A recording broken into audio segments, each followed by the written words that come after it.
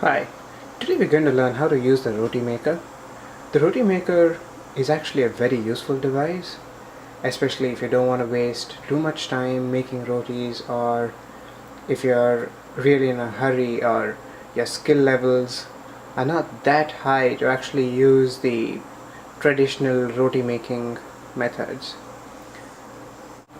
The Roti Maker is a little different from the traditional uh, roti methodologies. One, you're not going to have your rolling pin and the board, and two, your dough consistency is going to be a little different from the traditional roti dough. Let's talk about the dough before we actually go into the dough making process. The dough is going to be a little watery compared to the traditional dough. I've tried multiple combinations and then finally settled on a combination which works for me on a regular basis, and I try to stick to the same roti flour every time and use the same measurements, and thereby you get consistent rotis time after time. Let's go into the preparation of the dough. So for the purpose of this video, I'm using a 1 cup metric measure. It basically is traditional roti flour, and you could change the proportions if you'd like. So the proportion which we're going to use is 1 cup of atta flour to 70% of a cup of water. So this is going to yield a pretty sticky and gooey atta.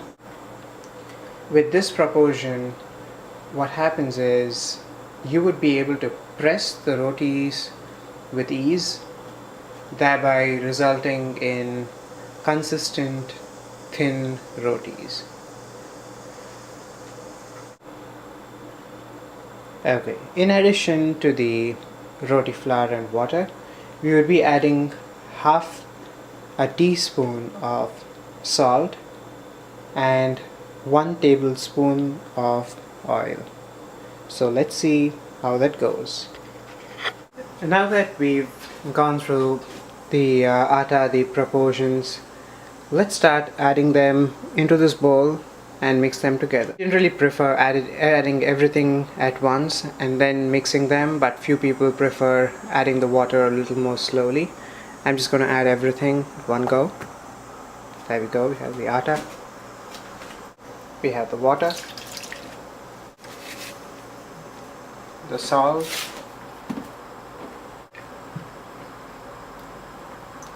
and the oil. Okay, we're going to mix the flour. Ensure you wash your hands first. Here we go. One side.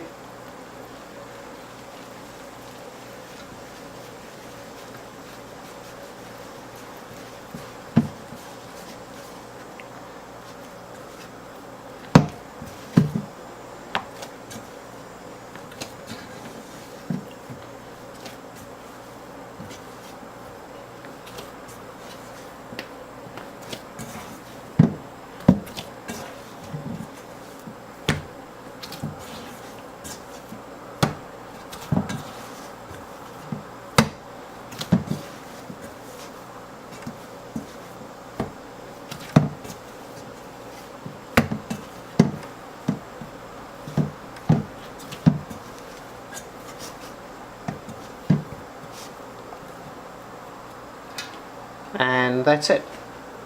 The atta has been kneaded.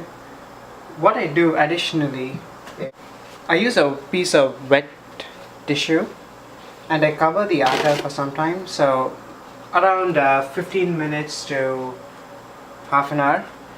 I wet the tissue completely, squeeze it out, and cover the atta with a piece of wet tissue. You could use a cloth, you could use a tissue. Just that the moisture is extremely important to chapatis, and as much as we can preserve the moisture, we must try to do so. Okay, so let's give this 15 minutes to half an hour. Okay, so the dough has been out for 30 minutes now. So what we're going to do is pinch the dough rather into smaller proportions and roll them up so that they could be put on the roti maker. So to begin with, let's get this off, lay the tissue on the side. What we could do is use the same tissue paper to actually pinch and put the roti dough across so that it's still on a wet surface. Lightly dust the dough because the roti dough is going to be pretty watery. So what we're going to do is just dust this and start pinching out golf ball sized roti portions. So roll this up, roll this. The thing is, with these portions which we make for the roti maker, you don't have to dust them like regular rotis. So for regular rotis, you're actually going to put rolling plate and then use a rolling pin, so you have the chances for the dough to stick on that. But in this case, that is not an issue. So once you just dust the dough for just pinching the roti, you don't have to dust them again. So just roll them, put them aside, and here we go. So right now we've actually rolled up the dough into smaller portions. Generally 1 metric cup of roti flour would yield 8 to 9 chapatis. I always prefer using a mat and then placing the roti maker on that, thereby not scratching the countertop and providing additional grip. Wipe your roti maker with a lightly moist tissue paper or a piece of cloth, and let's get that cleaned. Plug in the roti maker and you would see the light coming on. It differs by the model, but the model which I have has the light on.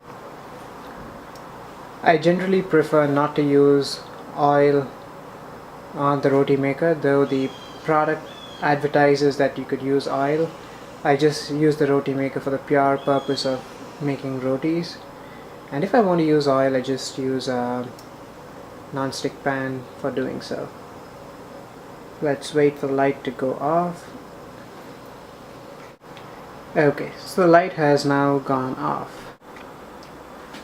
Alright, so let's place one of the roti between the plates.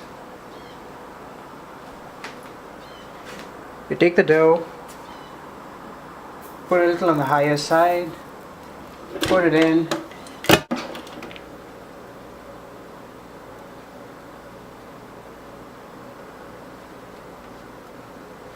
this generally takes around 45 seconds to a minute on each side. Just wait for the bubbles to come up and one side to go slightly or one side to get red spots. Just keep turning it periodically.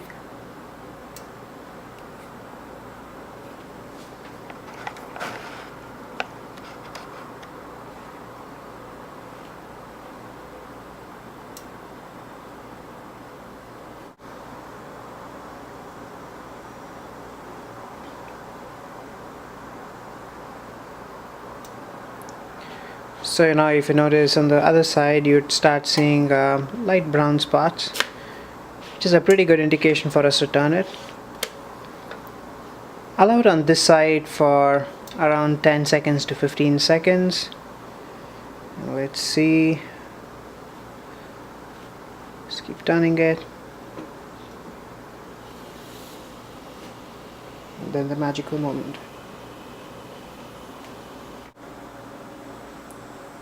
So as and when you make a roti, ensure that the roti is actually in a foil paper or in a cloth and kept wrapped even as you're making it, because the moisture can get lost. So you don't have to wrap the foil completely, just wrap it lightly, and 10 minutes after you're done with all rotis, completely seal it. Else what's going to happen is the moisture is going to get lost and it's going to become hard. By doing this, you can actually ensure that your roti stays outside for even 24 hours and your roti is going to be soft. So with this, we are done with our rotis. The general process takes anywhere between 15 minutes to 20 minutes to make around 12 rotis. Alright, see you then. Thank you.